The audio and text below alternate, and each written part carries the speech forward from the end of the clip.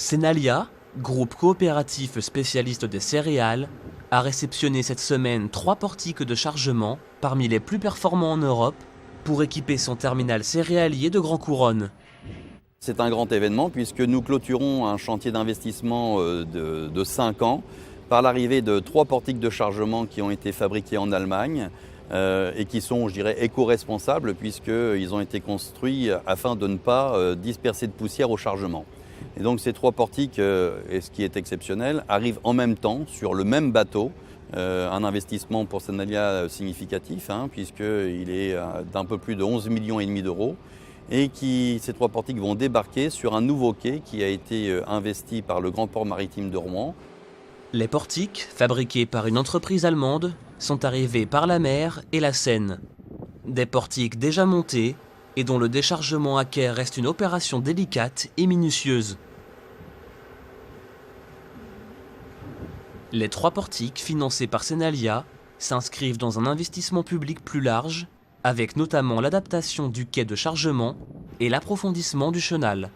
C'est un moment très fort pour nous puisque le port a investi lui-même 9 millions d'euros pour refaire le quai sur lequel nous sommes ici et qui va accueillir les nouveaux portiques de Senalia. Cet investissement s'inscrit dans un programme plus large de 200 millions d'euros visant à améliorer d'1 mètre le tirant d'eau du chenal de navigation de la Seine pour accueillir demain des navires plus chargés. Ces 3 portiques, effectivement, c'est une avancée spectaculaire pour le site de Grand Couronne à Senalia, puisqu'on a historiquement, depuis plusieurs années à Rouen, des problèmes de poussière au moment du chargement des bateaux, des navires, avec les céréales. Et ces portiques, dont un est déjà en service chez Senalia sur un autre site ici à Rouen, ces portiques sont vraiment d'une très bonne efficacité et permettent de réduire très fortement les émissions de poussière. Donc c'est une grande satisfaction de voir ces portiques arriver. Un programme d'investissement de plus de 200 millions d'euros, porté par les acteurs publics et privés, pour renforcer la place du port de Rouen, leader à l'ouest de l'Europe pour l'exportation de céréales. C'est dans un contexte particulier pour l'État, puisque l'État soutient très fortement le développement du port de Rouen. Le 15 novembre dernier, le Premier ministre a annoncé au comité interministériel de la mer à Brest à la fois une stratégie nationale, mais aussi une stratégie sur l'axe Seine, avec la création d'un établissement public unique qui réunirait Le Havre, Rouen et Paris, avec 3 représentations territoriales. Une livraison peu ordinaire qui offre de l'activité aux entreprises de la région. Provert Marine Shipping Agencies, ça fait partie de notre core business. Nos clients les plus importants travaillent dans les céréales et vu la place prédominante de Rouen comme port exportateur, nous, agents maritimes chez Provert Marine Shipping Agencies, on se doit d'être présents sur le marché des céréales.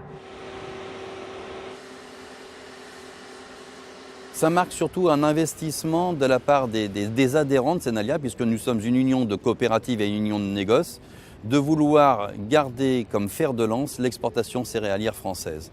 Nous voulons être exportateurs pour la défense et la garantie du revenu de nos agriculteurs, la production quotidienne et régulière des céréales en France qui doit, pour 50% de sa production, être exportée.